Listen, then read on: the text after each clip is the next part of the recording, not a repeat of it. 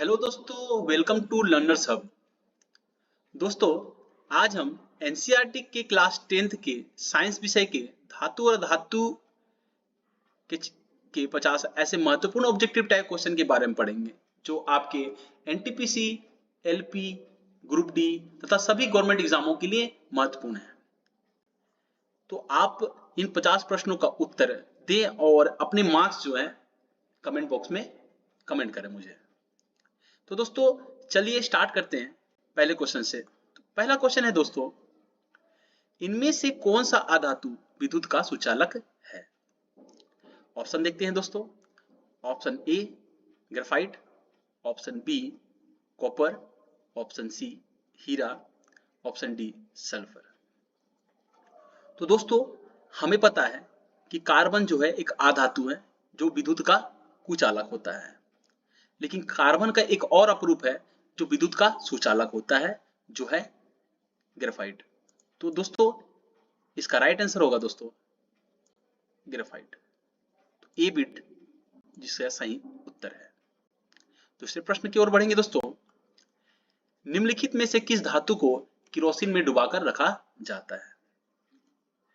Option देखते हैं दोस्तों। Option A sodium, option B magnesium, option C zinc, option D iron. तो दोस्तों इन चारों में सबसे ज्यादा अभिक्रियाशील धातु जो होती है वो सोडियम है।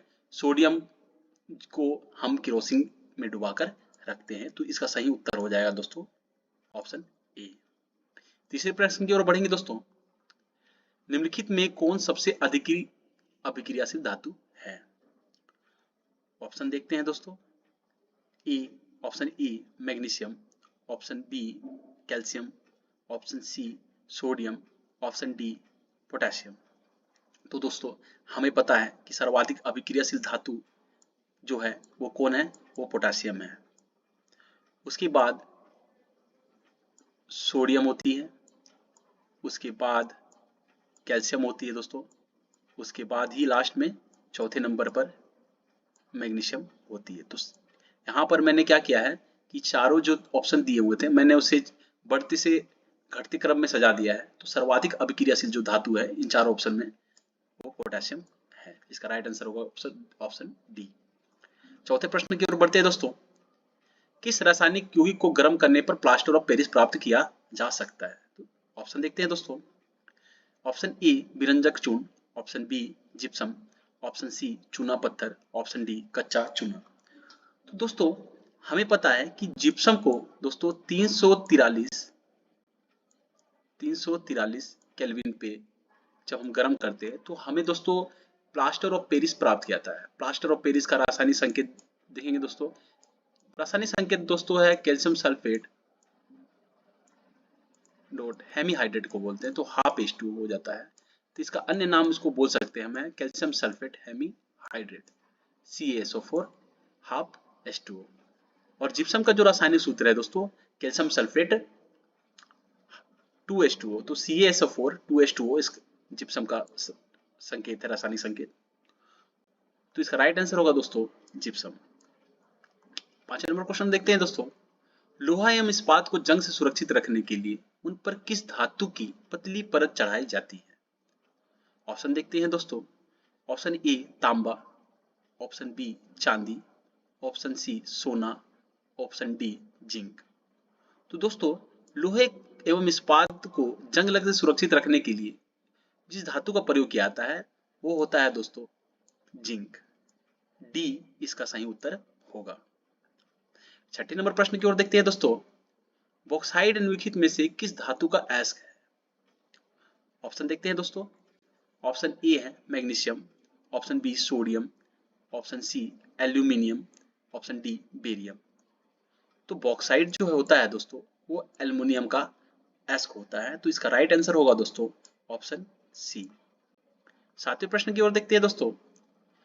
7वां प्रश्न है निम्नलिखित में कौन अधातु है? ऑप्शन देखते हैं दोस्तों। Option A ferrous, option B carbon, option C aluminium, option D aurum जिसे हम सोना कहते हैं। तो दोस्तों ये ऑप्शन ए जो है वो धातु है। ऑप्शन एल्युमिनियम भी एक धातु है और सोना भी एक धातु है। कार्बन यहाँ पर जो है एक अधातु है, तो ऑप्शन बी जो है इसका राइट आंसर होगा। आठवें प्रश्न की ओर बढ़ते हैं दोस्तों। अभी भी पढ़े थे दोस्तों कार्बन क्या है, तो दोस्तों अभी पढ़े थे हमने कार्बन एक क्या है, अधातु है। इसका राइट आंसर होगा दोस्तों ऑप्शन बी। नवा प्रश्न देखते हैं दोस्तों। लोहा, निकेल और क्रोमियम के मिश्र धातु को क्या कहते हैं? ऑप्शन देखते हैं दोस्तों। टांका, B German silver, option C ज्यूरेलियम, ऑप्शन डी स्टेनलेस स्टील। जो दोस्तों लोहा, निकेल और क्रोमियम जो होती है वो स्टेनलेस स्टील का मिश्र धातु होती है। तो स्टेनलेस स्टील इसका राइट आंसर है, तो इसका राइट आंसर होगा दोस्तों ऑप्शन डी। 10वां नंबर देखते हैं दोस्तों। तांबा और जिंक की मिश्र धातु क्या कहा जाता है? दोस्तों तांबा और जिंक के धातु को क्या कहा जाता है? ऑप्शन देखते हैं दोस्तों। ऑप्शन ए पीतल, ऑप्शन बी कांसा, ऑप्शन सी टांका, ऑप्शन डी स्टील। तो इसका राइट आंसर होगा दोस्तों ऑप्शन ए पीतल, इसका राइट आंसर होगा दोस्तों। पीतल जो है तांबा और जिंक का मिश्र धातु है। कांसा जो होती है दोस्तों तांबा और टीन का मिश्र धातु होता है, तो Sn प्लस कॉपर का हो जाता है दोस्तों, Cu का है, तो ये कांसा हो जाता है दोस्तों, इसको भी याद रखिएगा आप। 11 नंबर क्वेश्चन देखते हैं दोस्तों। लोहे को जिंक से लेपित करने की प्रक्रिया को क्या कहा जाता है? ऑप्शन देखते हैं दोस्तों। ऑप्शन ए है सांक्षरण, ऑप्शन बी गैल्वेनीकरण, ऑप्शन सी पानी चढ़ाना, ऑप्शन डी विद्युत अपघटन।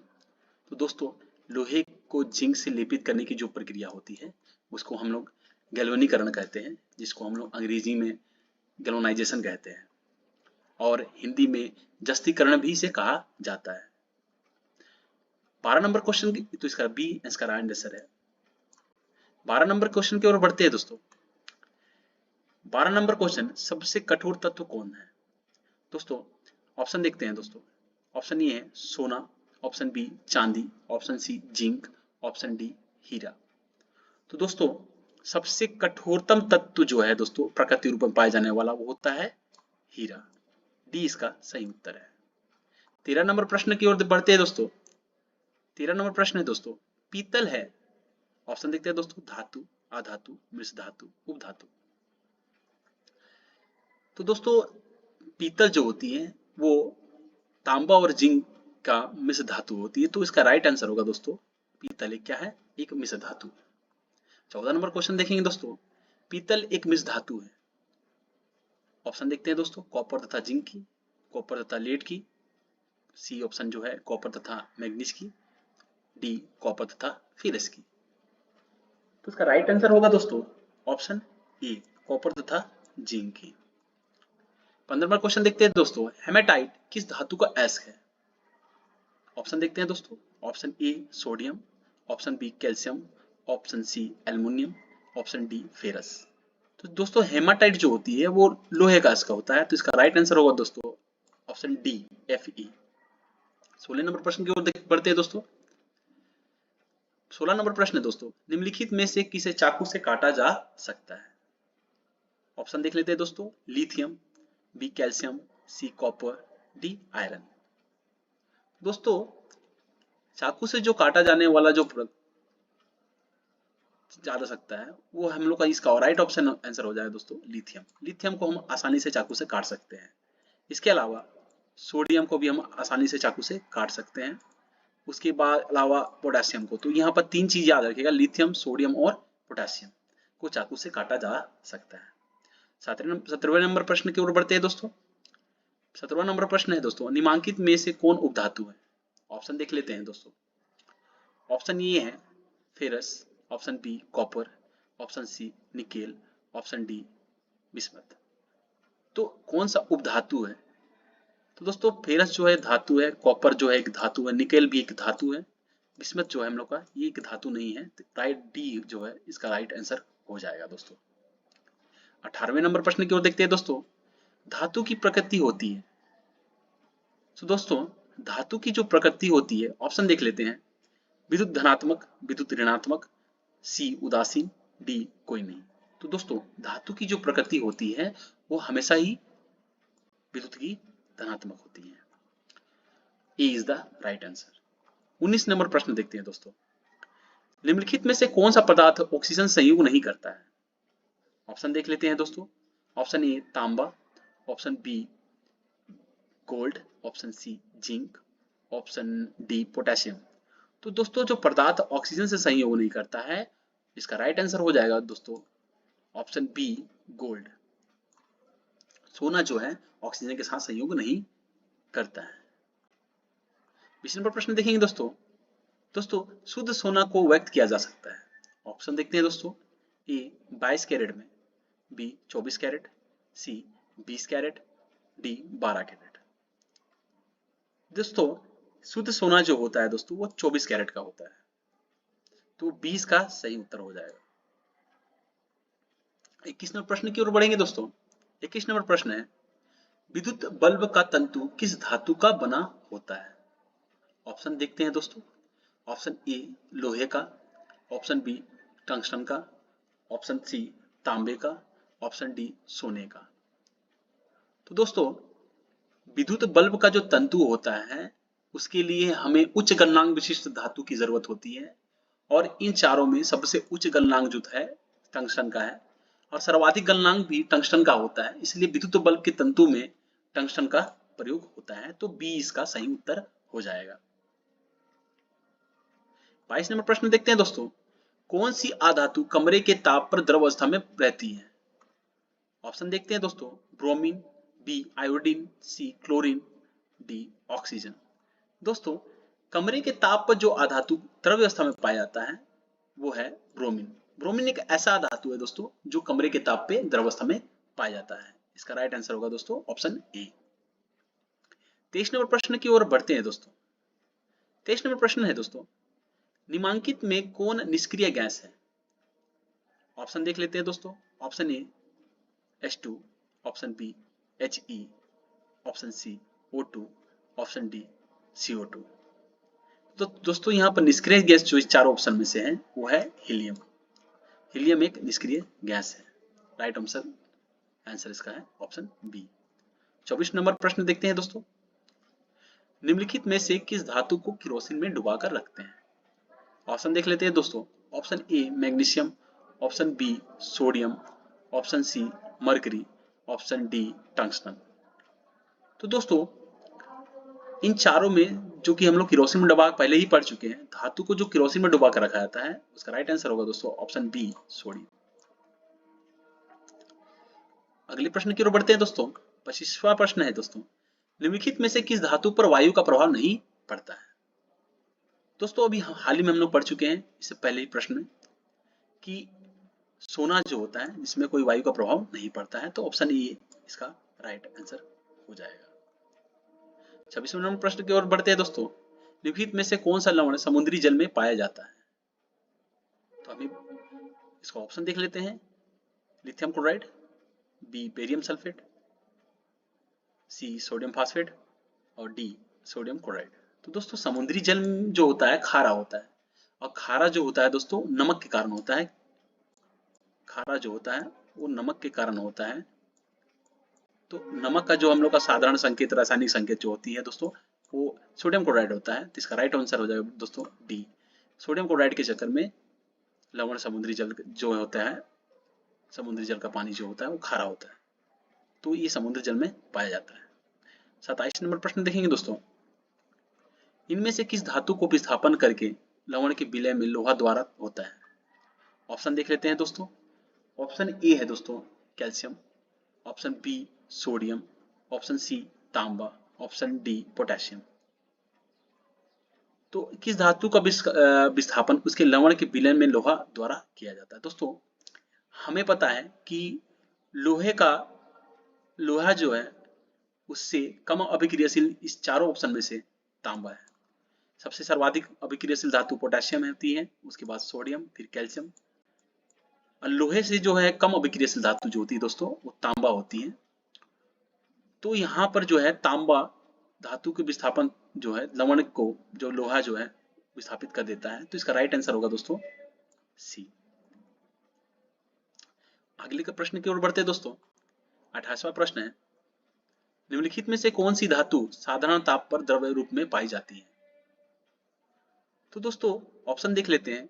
Option A lithium, option B lead, option C mercury, पारा जिसे कहते हैं, ऑप्शन डी सिल्वर। तो दोस्तों धातु जो साधारण ताप पर द्रव्यवस्था में पाई जाती है, इसका राइट आंसर होगा दोस्तों पारा, ऑप्शन सी इसका सही उत्तर होगा।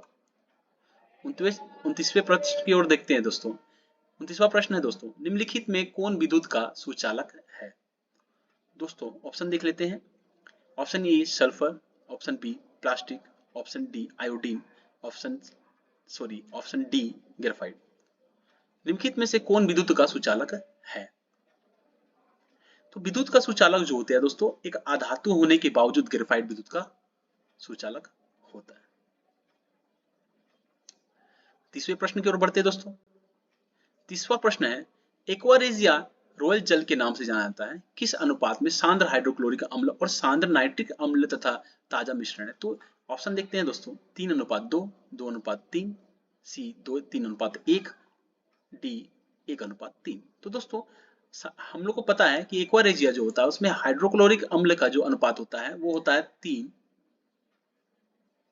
और नाइट्रिक अम्ल का अनुपात जो होता है 1 होता है। तो इसका राइट आंसर हो जाएगा दोस्तों 3:1, सी इसका सही उत्तर होगा। 31वें प्रश्न की ओर बढ़ते हैं दोस्तों। स्टेनलेस स्टील मिश्र धातु है। ऑप्शन देख लेते हैं दोस्तों, लोहे का, ऑप्शन बी तांबा का, ऑप्शन सी एल्युमिनियम का, ऑप्शन डी टीन का। तो दोस्तों स्टेनलेस स्टील जो होती है वो लोहा, क्रोमियम और निकेल का मिश्र धातु होता है। तो लोहा, क्रोमियम और निकेल। तो इसका राइट आंसर हो दोस्तों ऑप्शन ए। और 25वां नंबर प्रश्न देखेंगे दोस्तों, निम्नलिखित में कौन दो इलेक्ट्रॉन खोकर आर्गन जैसी स्थायी इलेक्ट्रॉनिक विन्यास प्राप्त करता है? तो दोस्तों आर्गन जैसे स्थायी इलेक्ट्रॉन प्राप्त करना है तो विन्यास प्राप्त करता है। तो इसका राइट आंसर होगा दोस्तों सी। कैल्शियम का जो परमाणु क्रमांक है दोस्तों वो होता है 20। कैल्शियम के पहले कक्ष में 2 इलेक्ट्रॉन होती है, के कक्ष में, एल कक्ष में 8, एम कक्ष में 8 और बाहरी कक्ष जो होती है एन कक्ष में 2। ये 2 इलेक्ट्रॉन जो होता है ये त्याग करके धनात्मक बन जाता है और आर्गन का जो अस्थायी इलेक्ट्रॉनिक विन्यास बनाता है। तो इसका राइट आंसर हो जाएगा दोस्तों ऑप्शन सी। 33वें प्रश्न की ओर बढ़ते हैं दोस्तों। वह परमाणु जो अपने संयोजी इलेक्ट्रॉन को त्याग कर आसानी से कर देता है वो क्या कहलाता है? ऑप्शन देखते हैं दोस्तों, विद्युत ऋणात्मक, विद्युत धनात्मक, रेडियो सक्रिय, उपधातु। दोस्तों संयोजी इलेक्ट्रॉन त्याग कर आसानी से कर देता है तो वो क्या कहलाता है दोस्तों? वो विद्युत धनात्मक कहलाता है दोस्तों। तो बी इसका सही उत्तर हो जाएगा। 34 नंबर प्रश्न देखेंगे दोस्तों, कौन सा धातु कमरे के ताप पर द्रव्यावस्था में पाया जाता है? ऑप्शन देख लेते हैं दोस्तों, ब्रोमीन, बी पारा, सी तांबा, डी एल्युमिनियम। तो कमरे के ताप पर अधातु जो है वो द्रव्यावस्था में पाया जाता है दोस्तों। उसका राइट आंसर हो जाए दोस्तों ब्रोमीन, ए इसका सही उत्तर होगा। ऑप्शन 30 क्वेश्चन नंबर चल आगे 35 की ओर बढ़ते हैं दोस्तों। सीसा और टीन की मिश्र धातु को कहते हैं? ऑप्शन देख लेते हैं दोस्तों, option A solder, option B steel, option C gun metal, option D उपधातु। सीसा और टीन के मिश्र धातु को क्या कहा जाता है? तो दोस्तों सीसा और टीन के जो मिश्र धातु होती है उसे हम सोल्डर कहते हैं। राइट आंसर होगा दोस्तों ऑप्शन ए। 36 नंबर प्रश्न की ओर बढ़ते हैं दोस्तों। सिनबार किसका अयस्क है? ऑप्शन देख लेते हैं दोस्तों, तांबा, पारा, सल्फर, सिलिकॉन। तो दोस्तों सिनबार जो होती है वो पारा का अयस्क होता है। तो 20 का सही उत्तर हो जाएगा। 37 नंबर प्रश्न देखेंगे दोस्तों, भोजन रखने वाले कनस्तर पर टीन की परत चढ़ाई जाती है, जिंक की नहीं, क्योंकि टीन की अपेक्षा जिंक महंगा होता है। बी देखेंगे, जिंक का द्रव्यमांक टीन के द्रव्यमांक से अधिक होता है, जिंक की क्रियाशीलता टीन से अधिक होती है, या जिंक की क्रियाशीलता टीन की क्रियाशीलता से कम होती है। तो दोस्तों भोजन में रखने वाले कनस्तर के टीन की परत चढ़ाई जाती है, जिंक की नहीं, क्योंकि जिंक की जो क्रियाशीलता होती है दोस्तों टीन की क्रियाशीलता से कम होती है। तो डी इसका सही उत्तर हो जाएगा। 38 नंबर प्रश्न की ओर बढ़ेंगे दोस्तों। निम्नलिखित में से कौन विधि लोहे की कड़ाही की जंग लगाने से बचाने के लिए उपयुक्त है? तो दोस्तों ऑप्शन देख लेते हैं, ग्रिज लगाकर, रगाई करके, जिंक की परत चढ़ाकर, इनमें सभी के द्वारा। तो दोस्तों निम्नलिखित में से किस विधि लोहे की कढ़ाई को जंग लगने से लगाने के बचाने के लिए यूज होता है? तो इसका राइट आंसर होगा दोस्तों जिंक की परत चढ़ाकर। जिंक की परत चढ़ाना जिसे हम गैल्वेनाइजेशन कहते हैं। तो इसका राइट आंसर हो जाएगा दोस्तों ऑप्शन सी। वो 40 नंबर प्रश्न की ओर बढ़ेंगे दोस्तों। 39 नंबर प्रश्न है, निम्नलिखित में कौन सी धातु ठंडे जल के साथ काफी तेजी से अभिक्रिया करके विस्फोटक आवाज उत्पन्न करती है? इसका ऑप्शन देख लेते हैं दोस्तों। Option A magnesium, option B aluminium, option C calcium, option D sodium. तो दोस्तों धातु जो ठंडे जल के साथ काफी तेजी से अभिक्रिया करती है, इसका राइट आंसर हो जाएगा दोस्तों सोडियम। 40 नंबर प्रश्न की ओर बढ़ते हैं दोस्तों। निम्नलिखित में कौन सी धातु जल के साथ बिल्कुल अभिक्रिया नहीं करती है? दोस्तों जो धातु जल के साथ अभिक्रिया नहीं करती है, ऑप्शन देख लेते हैं दोस्तों। ऑप्शन ए लोहा, option B aluminium, option C चांदी, ऑप्शन डी पोटेशियम। तो दोस्तों जल के साथ जो बिल्कुल अभिक्रिया नहीं करती है, इसका राइट आंसर हो जाएगा दोस्तों ऑप्शन सी चांदी। चांदी जो है जल के साथ बिल्कुल अभिक्रिया नहीं करती है। 41 नंबर प्रश्न देखेंगे दोस्तों। कोई धातु ऑक्सीजन के साथ अभिक्रिया कर उच्च गलनांक वाला ऑक्साइड बनाती है, यह ऑक्साइड जल में विलय है, यह नामांकित में कौन सा तत्व है? ऑप्शन देखते हैं दोस्तों। Option A calcium, option B carbon, option C silicon, option D लोहा। तो दोस्तों कोई धातु ऑक्सीजन के साथ अभिक्रिया कर उच्च गलनांक वाला ऑक्साइड बनाता है, यह जल में विलय होता है। तो दोस्तों यहाँ कैल्शियम जो होती है दोस्तों, वो जब हम ऑक्सीजन के साथ प्रतिक्रिया कराते हैं तो उच्च गलनांक विशिष्ट ऑक्साइड बनाता है जो कि जल में विलय होती है। तो इसका राइट आंसर हो जाएगा दोस्तों ऑप्शन ए। 42 नंबर प्रश्न देखेंगे दोस्तों। कमरे के ताप पर द्रव अवस्था में रहने वाली धातु है। ऑप्शन देखते हैं दोस्तों। ऑप्शन ए पारा, option B calcium, option C lithium, option D sodium. कमरे के ताप पर द्रव अवस्था में पाए जाने वाली धातु जो है वो है पारा। पारा एक ऐसा धातु है जो कमरे के ताप पर द्रव अवस्था में पाई जाती है। 43 नंबर प्रश्न की ओर बढ़ते हैं दोस्तों। लोहे की परमाणु संख्या क्या है? तो दोस्तों लोहे की परमाणु संख्या क्या है? तो लोहे की परमाणु संख्या जो होती है दोस्तों वो 26 होती है। इसका राइट आंसर हो जाएगा ऑप्शन बी। आगे प्रश्न की ओर बढ़ते हैं दोस्तों। 44वां प्रश्न है, एल्युमिनियम पर उसके ऑक्साइड की मोटी परत बनाने वाली प्रक्रिया को क्या कहते हैं? दोस्तों एल्युमिनियम पर उसके ऑक्साइड की मोटी परत बनाने की प्रक्रिया को क्या कहते हैं? ऑप्शन देखते हैं दोस्तों। एनोडीकरण, बी यशद लेपन, सी क्रोमियम लेपन, डी मिश्रात्वन। दोस्तों इसका सही उत्तर हो जाएगा दोस्तों एनोडीकरण। एल्युमिनियम के उसके ऑक्साइड की मोटी परत बनाने की प्रक्रिया को कहते हैं दोस्तों एनोडीकरण। 45वां प्रश्न देखते हैं दोस्तों। मुक्त अवस्था में पाई जाने वाली धातु है। मुक्त अवस्था में पाई जाने वाली धातु, ऑप्शन देखते हैं दोस्तों। तांबा, लोहा, सोना, पारा। दोस्तों प्राकृतिक रूप में मुक्त अवस्था में पाए जाने वाली जो धातु है वो है सोना। सोना जो है मुक्त अवस्था में पाई जाती है। तो ऑप्शन सी इसका सही उत्तर हो जाएगा।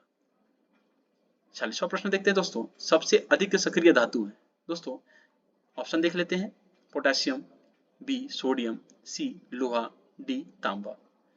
सबसे अधिक सक्रिय धातु जो होती है दोस्तों, हाइड्रोजन के ऊपर जितनी भी धातुएं हैं, तत्व हैं, सभी सक्रिय धातु हैं।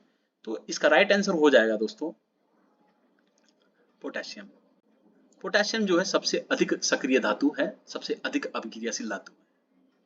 47वां प्रश्न देखते हैं दोस्तों। सबसे कठोरतम प्राकृतिक पदार्थ है। ऑप्शन देखते हैं दोस्तों। सोना, चांदी, लोहा, हीरा। दोस्तों प्रकृति का सबसे कठोरतम पदार्थ जो होता है दोस्तों वो होता है हीरा। तो डी इसका सही उत्तर हो जाएगा। 48वां प्रश्न देखते हैं दोस्तों। ग्रेफाइट होता है। ऑप्शन देख लेते हैं दोस्तों। विद्युत का कुचालक, विद्युत का सुचालक, दोनों कुचालक और सुचालक, इनमें से कोई नहीं।